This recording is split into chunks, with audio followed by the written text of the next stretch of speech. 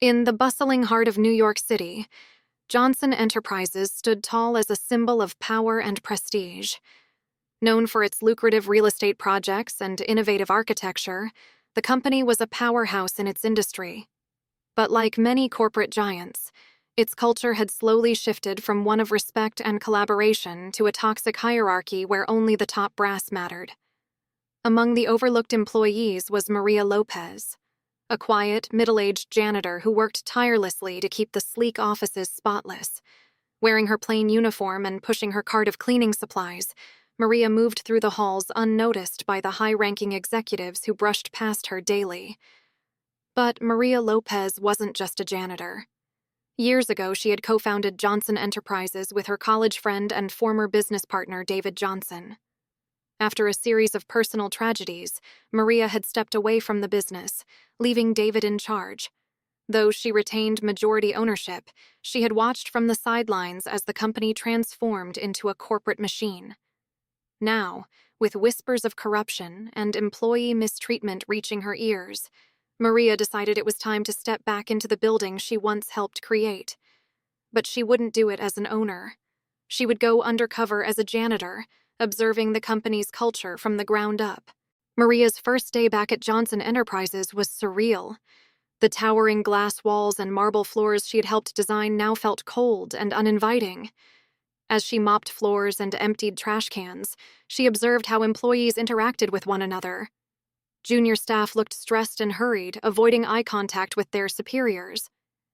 Executives strolled through the halls with an air of arrogance, treating the support staff as invisible.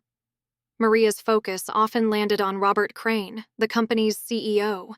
Once a promising young architect mentored by Maria herself, Robert had risen through the ranks with ambition and charm.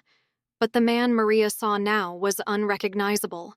Dressed impeccably in tailored suits, Robert exuded entitlement, barking orders and belittling anyone who didn't meet his impossible standards. During one of her rounds, Maria overheard Robert speaking to his assistant.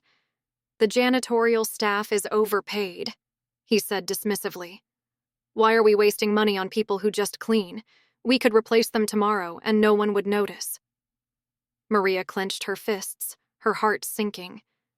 The company she had envisioned, a place where every employee, regardless of rank, felt valued, had become a breeding ground for arrogance and disrespect. Faria's observations confirmed her worst fears. Employees were overworked, underappreciated, and afraid to voice their concerns. But what pushed her to act was an incident involving one of her fellow janitors, a young woman named Sophia. Sophia had accidentally spilled a cup of coffee while cleaning an executive's office. Robert happened to walk by and immediately exploded in anger. "Do you even know how much that desk costs?" he snapped. "People like you shouldn't even be allowed in this building." Sophia apologized profusely, her hands trembling as she tried to clean up the mess. Maria, standing nearby, felt a surge of anger. She stepped forward, her voice calm but firm. "Mistakes happen, Mr. Crane. Maybe a little understanding would go a long way." Robert turned to Maria with a sneer.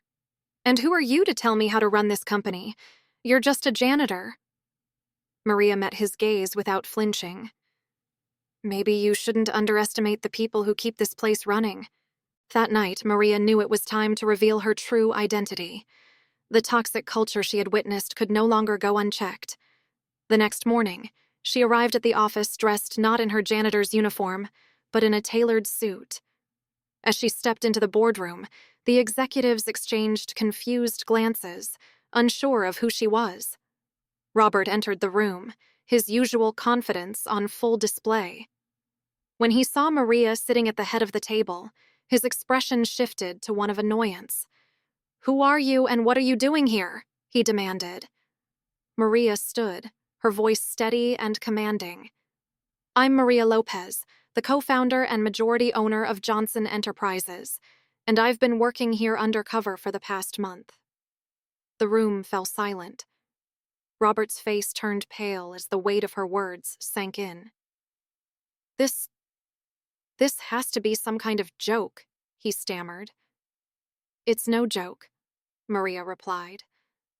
I've seen firsthand how this company operates, how employees are treated, and how far it has strayed from the values it was built on.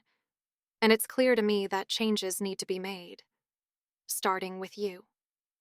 Maria laid out her observations, detailing the mistreatment of employees, the toxic work environment, and Robert's condescending behavior. She turned to the rest of the executives, her gaze unwavering. Many of you have contributed to this culture, either through your actions or your silence. That ends today.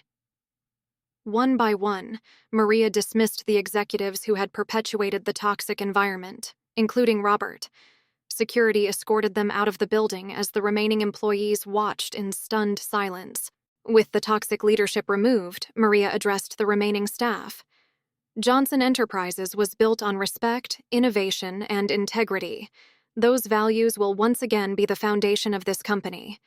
Moving forward, every employee, regardless of their position, will be treated with the respect they deserve.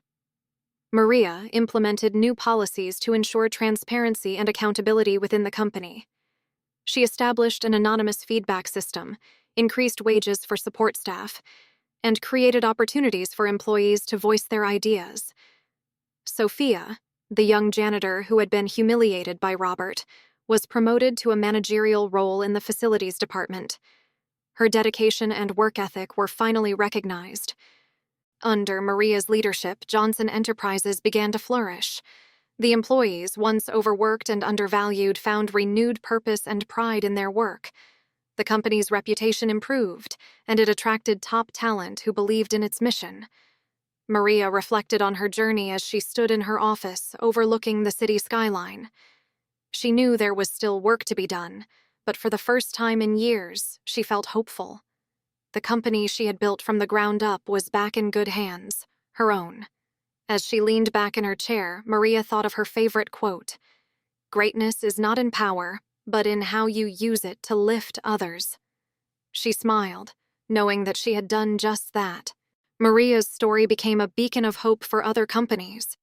Her decision to go undercover and address the root of the problem inspired leaders across industries to reevaluate their own workplaces. Employees everywhere began to demand the respect and recognition they deserved, proving that one person's courage could ignite change on a larger scale. Maria had not only reclaimed her company, but also reminded the world of an important truth. It's not the position you hold, but the integrity you bring that defines true leadership.